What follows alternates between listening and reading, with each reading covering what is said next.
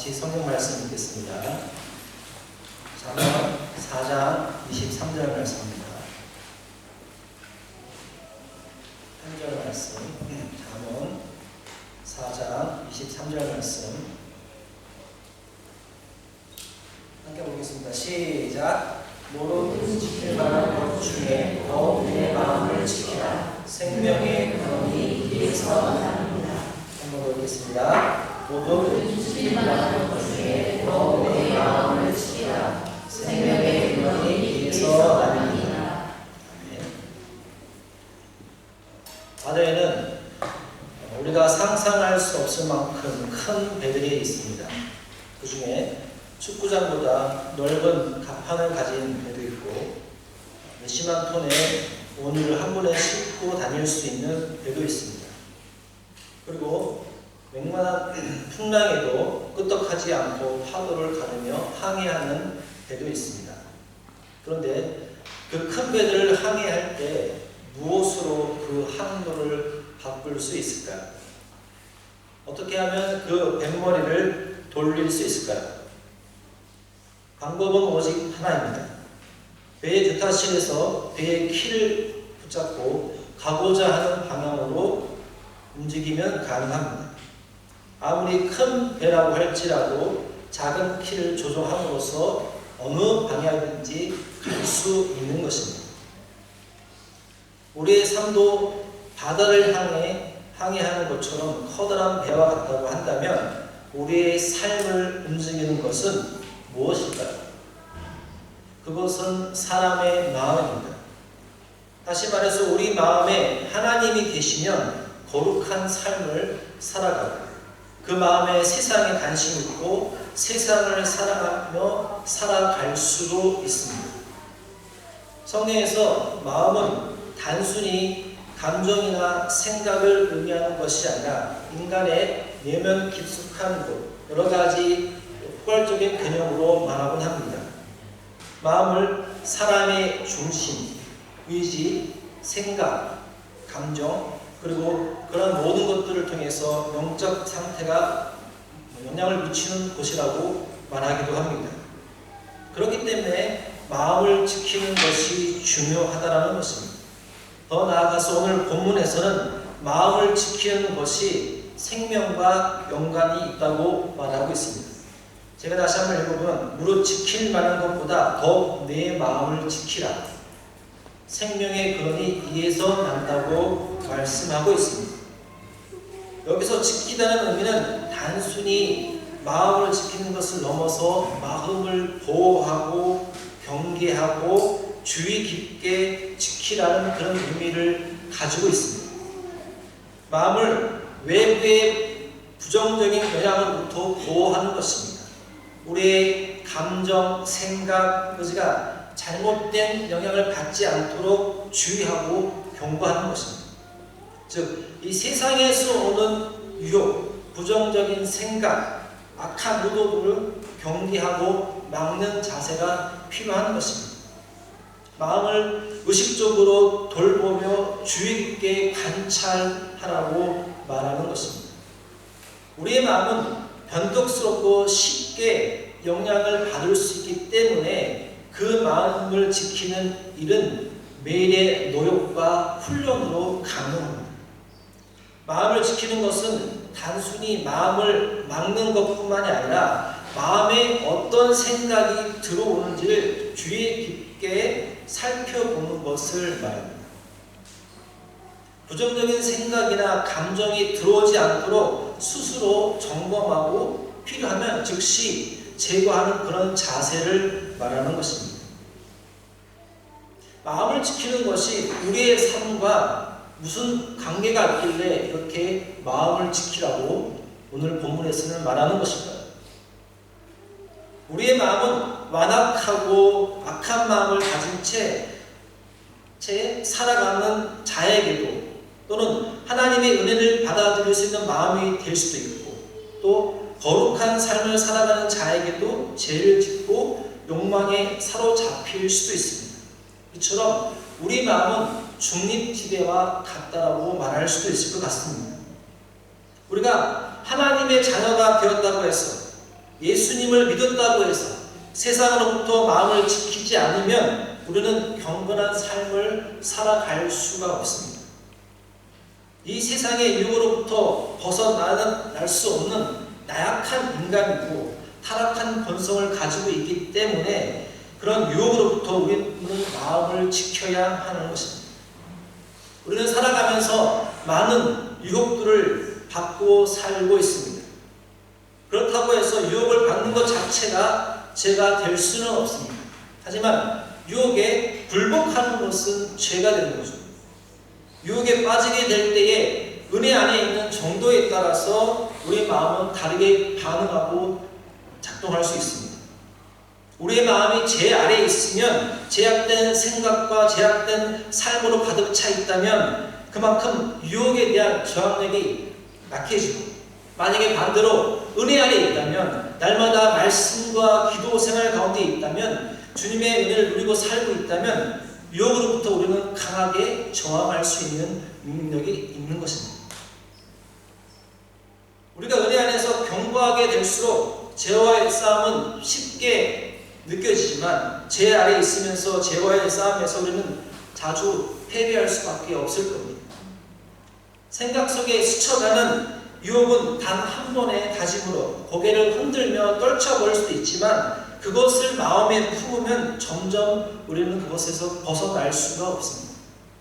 그리고 그것이 행동으로 나타나면 범죄가 되고, 그로 인해서 우리 마음이 점점 어두워져서 죄의 지배를 받게 되고 제약된 삶을 살아가는 것입니다. 그러면 우리는 마음을 어떻게, 무엇으로부터 지켜야 하는 것일까요? 마음을 지키기 위해서 주의해야 할 것이 있는데, 그것은 마음을 움직이는 것, 생각과 보는 것과 말하고 듣는 것에 조심해야 됩니다.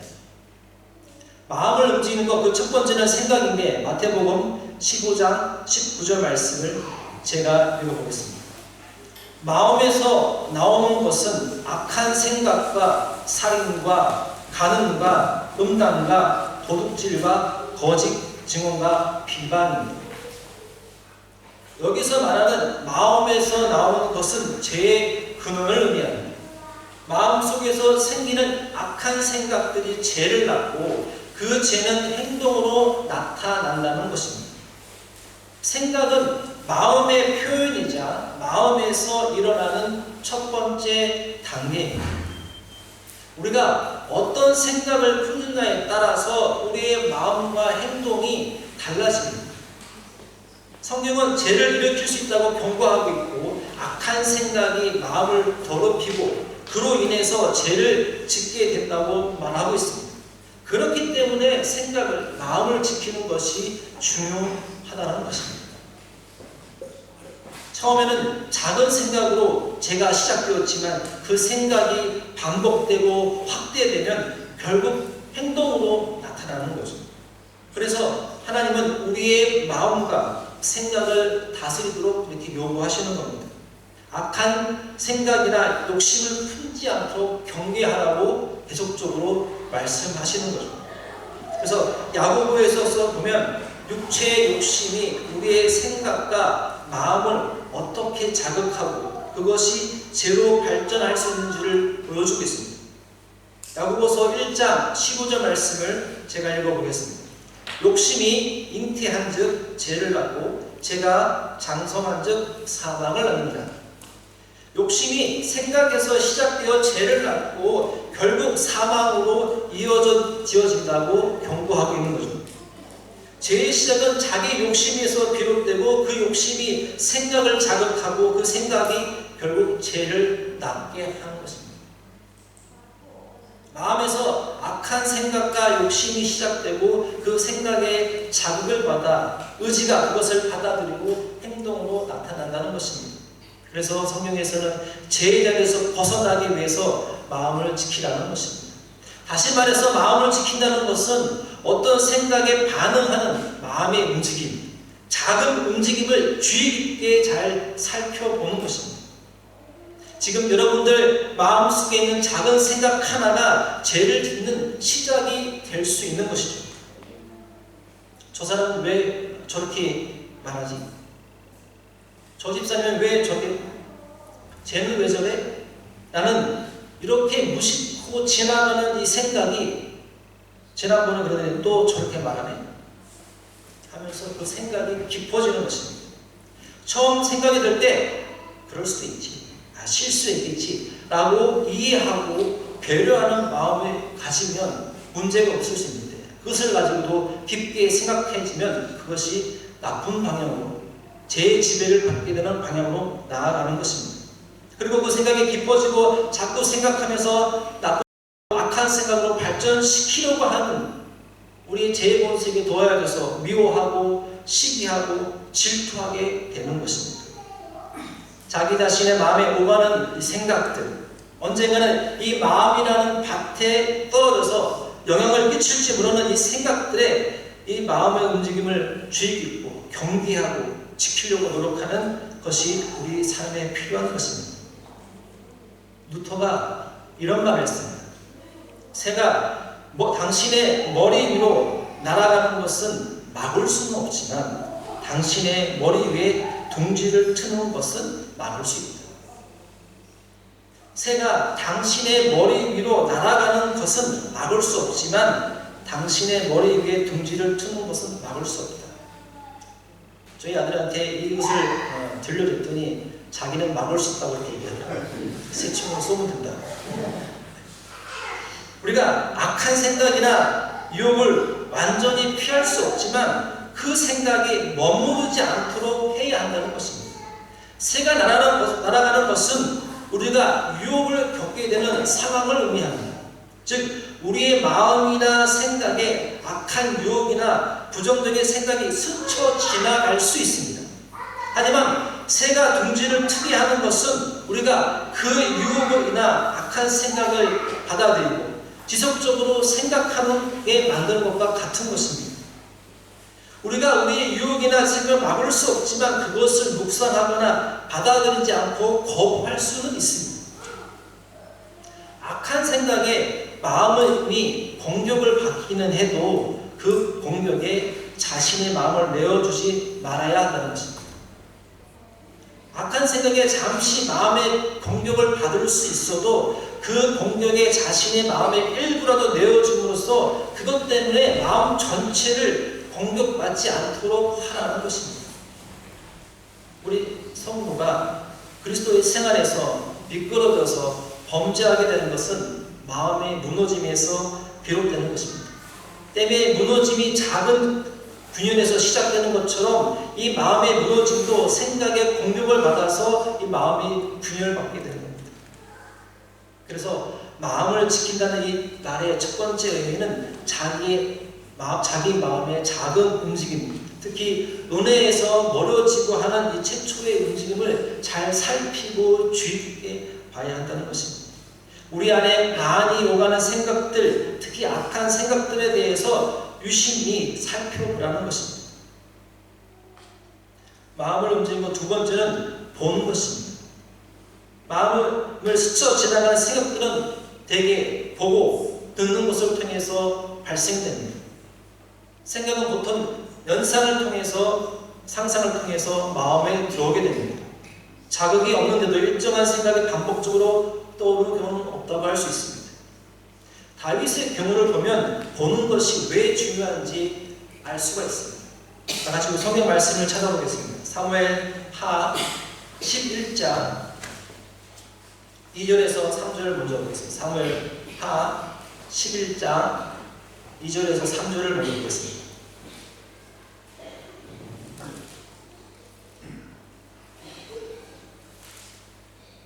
사무엘 하 11장 2절 3절 하시겠습니다. 시작. 저녁 때에 다윗이 그의 침상에서 일어나 왕궁 옥상에서 거닐다가 그곳에서 보니 한 여인이 목욕을 하는데 심히 아름다워 보이는지라.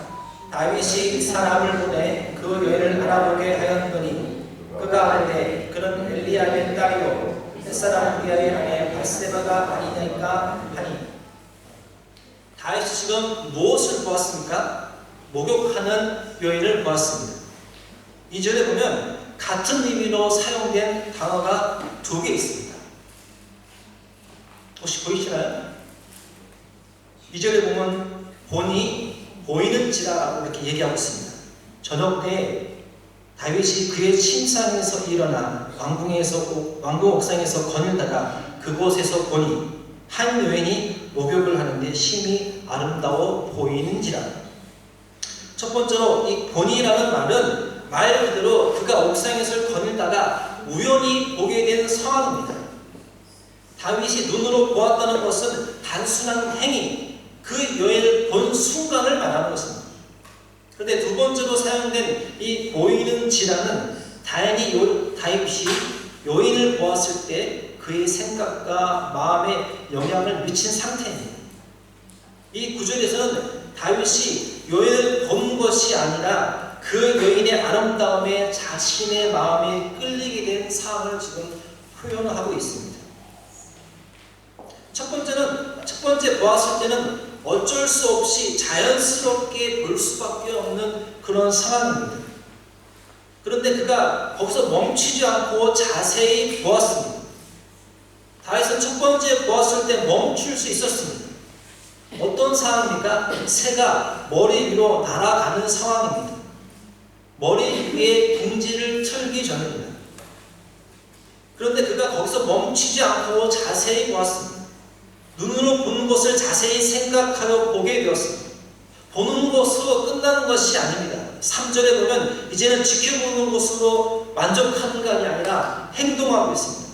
슬슬 머리 위에 둥지를 짓도록 내버려 둔 것입니다. 3절에 다윗이 사람을 보내 그 여인을 알아보게 하였더니 그가 아뢰되 그는 엘리암의 딸이요 햇사람 우리아의 아내 바세바가 아니라니까. 보는 것에서 만족하지 않고 행동하게 됩니다. 사람을 보내서 그 여인이 누구인지 알아보게 합니다. 알아보니 누구입니까? 우리아의 아내라고 합니다. 여기까지면 어쩌면 그냥 관심 있는 여인이고 그녀가 누구인지 알았다는 그 사실만으로도 만족해야 했습니다. 멈춰야 했습니다. 근데 4절 이후에 보면 더 적극적으로 행동합니다. 4절, 5절 말씀을 같이 읽습니다. 시작. 다윗이 전령을 보내어 그 여자를 자기에게로 데려오게 하고 그 여자가 그 부정함을 깨끗하게 하였으므로 더불어 동침함에 그 여자가 자기 집으로 돌아가니라. 그 여인이 임신함에 사람을 보내 다윗에게 말하여 이르되 내가 임신하였나이다 하니라. 다윗이 바세바를 임신시키고 그게 걸릴까봐 걱정되어서 전쟁 중에 있는 우리아도 불러들이게 됩니다. 그러나 충성심이 강한 이 우리아는 오히려 집에서 바세바와 함께 지내기보다는 지금 전쟁 중에 있는 군인들처럼 일부러 밖에서 지낸다고 또 말하고 있습니다. 6절, 7절, 8절, 9절까지 한번 읽어보겠습니다. 시작. 다윗이 요압에게 기별하여 햇사람 우리아를 내게 보내라 하매 요압이 우리아를 다윗에게로 보내니 우리아가 다윗에게 이르되 다윗이 요압의 안부와 군사의 안부와 싸움이 어떠했는지를 묻고 또 우리아에게 이르되 내 집으로 내려가서 발을 씻으라 하니 우리아가 왕궁에서 나가매 왕의 임신물이 뒤따라 가니라. 그러나 우리아는 집으로 내려가지 아니하고 왕궁 문에서 그의 주의 모든 부하들과 더불어 다니라. 이 정도 했으면 그만 자신의 잘못을 돌아보고 하나님 앞에서 회개하고 자신의 자리로 돌아가야만 했습니다. 그런데 그는 여기서 멈추지 않고 오히려 충신이었던 우리아를 전쟁 중에 보내서 죽게 만듭니다. 자신의 죄를 완벽하게 속이기 위해서 그렇게 말하고 있습니다. 14절에서 17절 말씀도 함께 읽어보겠습니다. 14절에서 17절 말씀 읽겠습니다. 시작. 아침이 되매 다윗이 편들에 서서 우리아의 손에 들어 여호와께 드리니 그 편들에 서서 이르되 너희가 우리아를 내가 싸움에 앞세웠고 너희는 뒤로 물러가서 그로 맞아 죽게 하라 하였구나. 요압이 그 성을 찾고 그 자리를 들어가서 그 성 사람이 나와서 요압과 더불어 싸울 때 다윗에게 도와준 그 사람이 부러지고 그 사람 우리아도 죽으니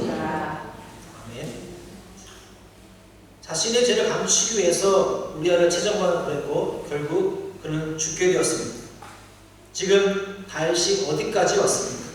보는 곳에서 멈추지 않고 생각하고 그 사람이 누구인지 알아보게 하고 데려와서 임신을 시키고 또 그것을 숨기기 위해 우리아와 밧세바와 함께 있는 시간을 만들어주고 그를 위해 전쟁터에 있는 나를 불러들였고 그럼에도 우리아가 자신의 뜻대로 행하지 않자 더 큰 죄를 지르고 계획해서 그를 전쟁터에서 죽게 만들었습니다. 다윗은 충분히 이 죄의 자리에서 벗어날 수도 있었습니다. 이것은 단순히 그가 왕이 되기 전에 어려운 이 고난의 생활을 하다가 왕이 되어서 이제 왕궁 생활에 적응돼서 영화를 누리려고 해서 생긴 것이 아닙니다. 자신의 환경으로 삶이 바뀌는 것이 아니라 이제껏 그는 나름대로 열심히 하나님 앞에서 살아왔습니다. 그러나 자신의 마음을 통제하지 못해서 이렇게 죄를 짓는 모습을 보게 됩니다. 무심코 보고 넘겨야 할 상황에서 자세히 멈추지 못하고 행동하게 되어 죄를 짓게 되는 상황입니다. 행동은 마음, 생각, 의지, 결실로 나타나는 결과입니다. 그래서 성경은 행동이 죄를 드러내며 그 행동에 대한 책임을 묻기도 합니다. 마태복음 7장 17절 18절 말씀을 제가 읽어보면 이와 같이 좋은 나무마다 좋은 열매를 맺고 나쁜 나무마다 나쁜 열매를 맺느니라. 좋은 나무가 나쁜 열매를 맺을 수 없고 나쁜 나무가 좋은 열매를 맺을 수 없느니라. 우리의 마음과 생각이 결국 행동에 영향을 미친다는 것입니다. 좋은 열매는 좋은 마음과 생각에서 나오는 것이고 나쁜 열매는 부패한 마음에서 나온다는 것입니다. 마음을 지키는 것 세 번째는 말하는 것입니다. 성경은 우리의 말이 우리의 마음과 매우 밀접한 관계가 있다고 말하고 있습니다. 말을 통해서 우리의 내면이 드러나고 다른 사람에게 영향을 미치고 우리 자신에게도 영향을 미친다고 말하고 있습니다. 마태복음 12장 34절을 제가 읽어보면 독사의 자식들아 너희가 악하거든 어찌 선한 말을 할 수 있느냐 마음에 가득한 것을 입으로 말하느냐 선한 사람은 선한 것을 내어놓고 악한 사람은 악한 것을 내어놓느니라. 예수님은 말이 마음에서 나오는 것을 분명히 하고 계십니다. 마음에 무엇이 가득하냐에 따라서 우리의 말이 결정된다는 것입니다. 선한 마음을 가진 사람은 선한 말을, 악한 마음을 가진 사람은 악한 말을 한다고 가르쳐주고 있습니다.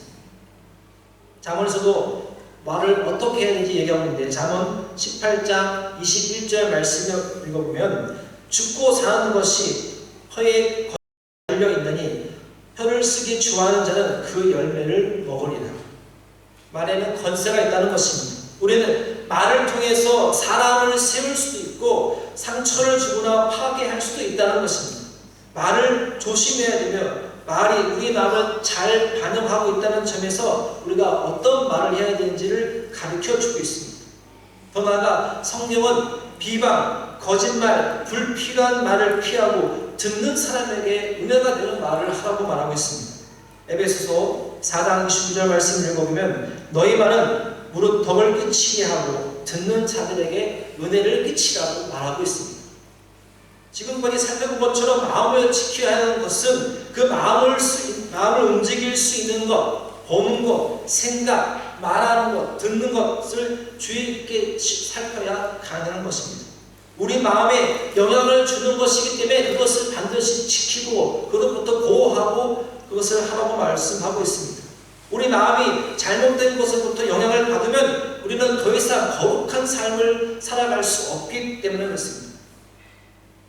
마음은 우리가 어떤 결정을 내리거나 행동을 취하는 기본적인 장소입니다. 그래서 마음에 있는 것이 우리 행동으로 드러나고 나타나는 것입니다. 마음이 부패하거나 악한 것에 영향을 받으면 우리의 행동도 그에 따라 부정적이고 죄에 빠지게 되는 것입니다. 우리의 마음과 생각과 행동, 이 결정을 이끄는 중심적인 역할을 하는 것이 마음이기 때문에 이것에 따라서 우리의 삶의 방향이 결정됩니다. 마음은 하나님께 온전히 맡기고 그분의 뜻을 따르는 마음을 가질 때 우리의 행동은 의로워지고 선한 삶의 모습으로 살아갈 수가 있습니다. 우리가 가치 있게 여기는 것이 마음의 중심을 차지하게 될 때 그 마음의 가치를 따라서 우리가 좋은 모양의 모습으로 살아갈 수가 있습니다. 이 세상의 가치관이나 욕심들, 악한 생각들에 마음을 뺏기면 그 길로 살아갈 수밖에 없는 것입니다. 그 세상의 가치관들로부터 우리 마음을 지키는 것이 중요하고, 그래서 생각하고 듣고 보고 말하는 것이 중요한 것입니다. 그것은 거룩한 삶을 살아가기 위해서 반드시 우리가 해야 하는 것입니다. 이것은 단순히 외적인 행동이나 규칙을 말하는 것이 아니라 하나님과의 깊은 관계 안에서 마음을 새롭게 하고 그리스도의 성품으로 닮아가야 하는 과정 속에 있습니다. 우리가 예수 그리스도를 믿음으로 받아들이고 우리 죄를 위하여 십자가에 돌아가신 예수님에 대해서 우리가 그 은혜를 고백했다면 우리의 삶은 변화되어야 됩니다. 우리가 말하고 생각하고 듣고 행동하는 것들을 조심해야 됩니다. 매일 하나님의 뜻을 따르며 점점 예수님을 닮아가는 그 과정을 살아가야 됩니다. 성화의 과정입니다. 이 성화라는 것은 우리가 예수를 믿게 되면 반드시 그 가운데 살아가는 과정의 모습입니다. 하나님의 은혜와 성령의 역사를 통해서 이루어지고 우리 믿는 모든 개개인들이 믿음과 순종을 통해서 하나님과의 관계가 유지되는 것입니다. 이 성화의 단계에서 거룩한 삶을 살아가기 위해서 하나님의 뜻을 따르고 거룩한 삶을 사는 적극적인 노력이 필요한 것이고 그것이 마음을 지키는 것입니다. 이것은 우리가 매일같이 듣는 아주 귀한 말씀입니다. 가장 기본적인 것입니다. 말씀을 읽고 기도하는 것. 하나님 말씀을 성경을 읽고 묵상하는 것, 그 말씀의 삶에 적용하는 것이 거룩한 삶을 살기 위한 성화의 첫 번째 단계라는 것이죠. 왜냐하면 그 말씀이 우리의 삶을 변화시키고 거룩한 삶을 살아갈 수 있는 지침과 능력을 보여주고 가르쳐주기 때문에 그렇습니다. 그 말씀에 순종할 때 우리의 마음과 행동이 변화할 수 있는 것입니다. 더 나아가서는 기도를 통해서 하나님과 소통하고 성령의 인도하심을 받아야 거룩한 삶을 살아갈 수 있습니다. 기도를 통해서 하나님의 뜻을 구하고 자신의 연약함을 고백하고 성령님의 도우심을 구하는 삶, 그것이 거룩한 삶의 기본입니다. 기도는 우리가 하나님께 마음을 열고 하나님의 성품과 뜻을 구별하여 그의 자녀로서 살아갈 수 있는 유일한 방법이 되는 것입니다. 기도를 통해서 우리의 죄를 고백하고 하나님 앞에서 우리의 삶을 고백하며 나아갈 때 우리는 경건하고 그 경건한 삶을 유지할 수가 있습니다. 마음을 지키는 것, 그건 쉽지 않습니다. 이 악한 세상에서 보고 듣고 말하고 그 어느 것도 우리를 유익하게 하는 것들이 없습니다. 그것에서 지킬 수 있는 것은 마음을 지키는 것이고 마음을 지키기 위해 우리는 하나님과 동행하기 위해서 말씀을 통해서 기도를 통해서 우리의 삶을 모두가 하나님께 드려야 할 줄 믿습니다. 함께 기도하시겠습니다. 사랑과 은혜가 풍성하신 하나님 아버지 감사드립니다. 우리는 연약하고 부족하고 하나님 앞에 살아갈 수 없는 그런 자들입니다. 이 세상에 속한 모든 것들이 우리를 유혹하고 우리의 생각을 흔들고 우리의 말하는 것과 듣는 것과 보는 것들 모든 것들이 악하고 어지러운 가운데 있습니다. 이 가운데 우리가 분별 있게 살아가기를 소망합니다. 그러기에 우리의 힘과 능력이 부족함으로 성령의 은혜를 구하고 말씀을 통하여 기도를 통하여 하나님 앞에 나아가기를 소망합니다. 그런 삶들을 살아갈 수 있는 우리 모든 온필의 성도들이 될 수 있도록 주께서 인도하여 주시옵소서. 이 모든 말씀 예수님 이름으로 기도합니다. 함께 찬양하시겠습니다.